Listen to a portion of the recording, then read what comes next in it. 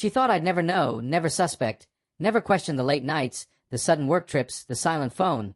But the truth always has a way of slipping through the cracks, and the crack for her came the night she returned home. Hair messy in a way that wasn't from the wind, perfume faded but not the one she usually wore, her smile forced and trembling at the edges, and in that instant I realized everything she had been hiding, everything she thought she had buried, was now written all over her face. But instead of confronting her, instead of exploding with anger the way she probably expected, I swallowed every emotion, letting it turn cold, letting it transform into something far sharper and far more dangerous. Patience. I greeted her with a calmness that made her flinch, a softness that made her suspicious, and as she showered, I checked her phone, not to invade her privacy, but to confirm the betrayal I already felt burning inside me. And I found exactly what I expected.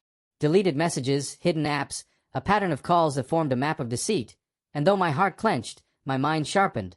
She thought I'd never know, but now I knew enough to dismantle everything she'd built.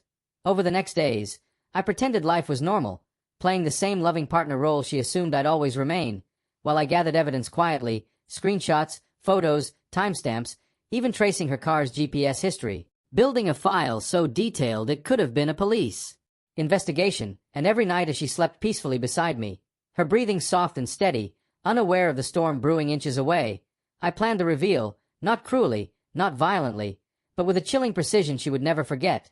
The opportunity arrived faster than I expected when she mentioned a team outing, a 5-hour event that required her to dress up a little too nicely, smile a little too brightly, and I told her I'd be busy that evening too, hiding my satisfaction as I slipped out a few minutes after she left, tracking her car to a hotel downtown, watching from the shadows as she rushed inside like someone running toward the life she craved behind my back, and instead of confronting her then and there, I simply filmed everything.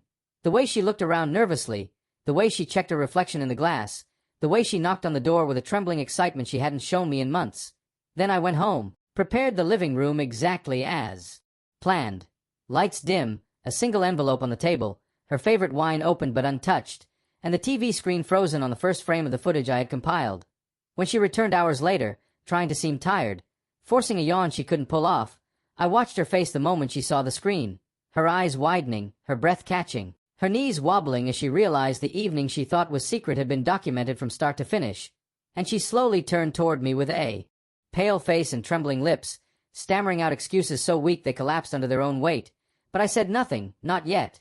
Instead, I picked up the envelope and handed it to her, letting her unfold it with shaking hands, letting her see the printed screenshots, the photos, the timeline I had drawn across the page showing every lie she thought she had hidden, every moment she assumed I would never piece together. And as she sank onto the sofa, tears forming but no words forming with them, I finally spoke, not with anger, not with hatred, but with a terrifying calm that made her realize just how deeply she had underestimated me.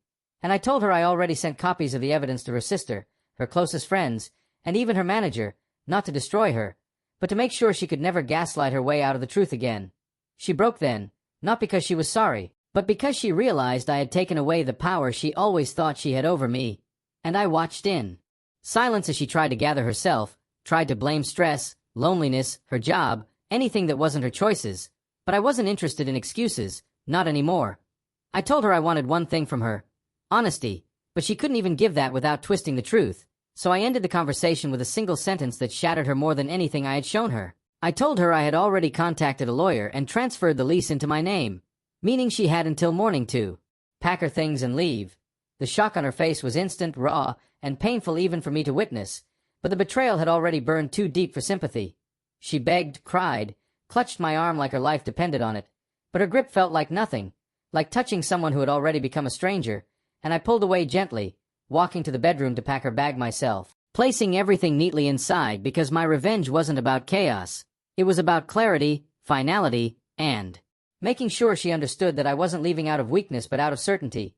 When I set the suitcase beside her and opened the door, she hesitated, staring at me with a mixture of regret and disbelief, and in that moment, I saw the truth. She never thought I'd have the strength to walk away. She thought the lies would stay buried.